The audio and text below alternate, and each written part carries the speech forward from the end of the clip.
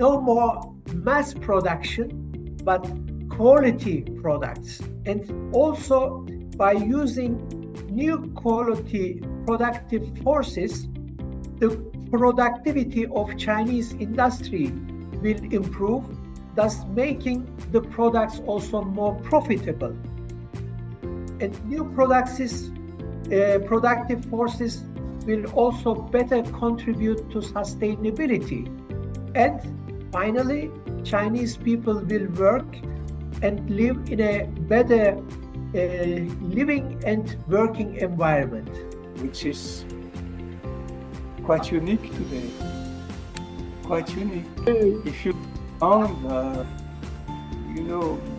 there is there are not many places, where you have this vision, having at the same time the market, but at the same time having a government and a state which is strong enough in order to keep all this to the benefit of everyone, and not just to the benefit of a happy few, which are actually getting richer and richer. And then Chinese modernization is the modernization of harmony between humanity and nature. I cannot find a better way to express that. You have succeeded in your development. And I think they had the key aspects to generate this growth over time. And what are those?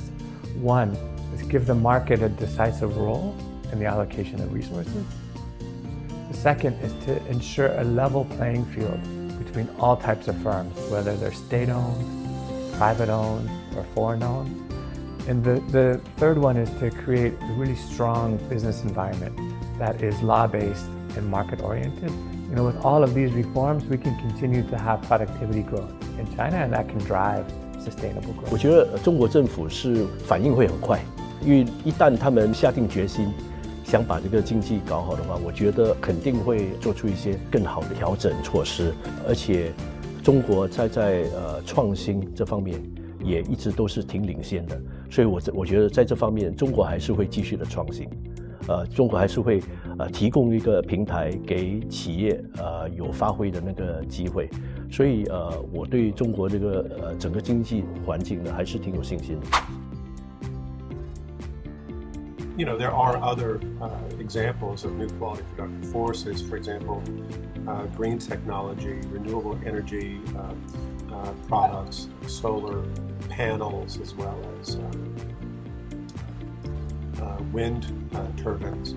And certainly China's incredible advances in EV production, battery production.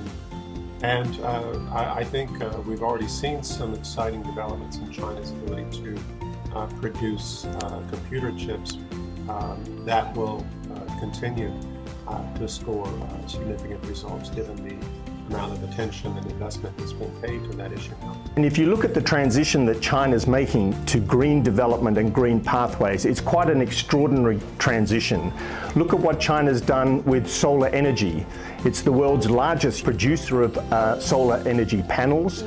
Look at what's happening with the production of batteries, the production of electronic vehicles, the use of electronic vehicles within China, the charging stations. Now, of course, with China, we are very ambitious to the future of our cooperation in the field of cars, especially hybrid and electrical, for two reasons.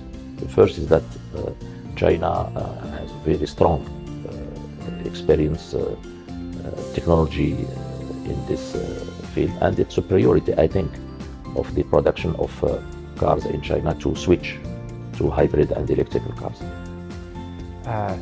We see that China is on track to beat the goal of carbon peak by 2030. So we think the carbon will peak in China before 2030.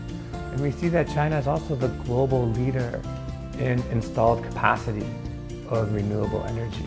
20 years ago, the people of China and the leadership started to act on environmental protection, starting to see whether something could be done to combine high income levels with a better environment. This shift, from quantity to quality, which the leadership has been speaking about for a long time and is going on, needs to be accelerated.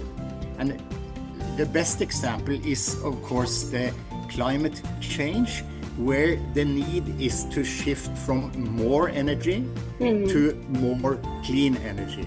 I do think so. When the story of the Chinese economic development model is finally written and agreed, I think that the role of a strong government is very important.